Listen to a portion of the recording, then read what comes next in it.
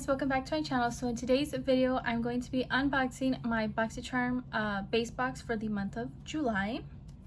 So this month's theme is sunshine. My box variation is 73. The first thing that I got in my base box is the Clean Skin Club Vitamin C Brightening Booster. This retails for $49.95. I like it. It's a nice serum or booster. It absorbed into my skin very well. It didn't feel too oily. It absorbed very well. I like it. It smells delicious. It has watermelon, green tea, and pineapple in it, so it smells good. I have nothing bad to say about it.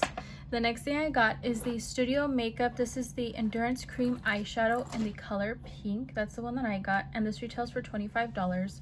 I actually forgot I had it. That's why I kind of only stuck it in the inner corner of my eye.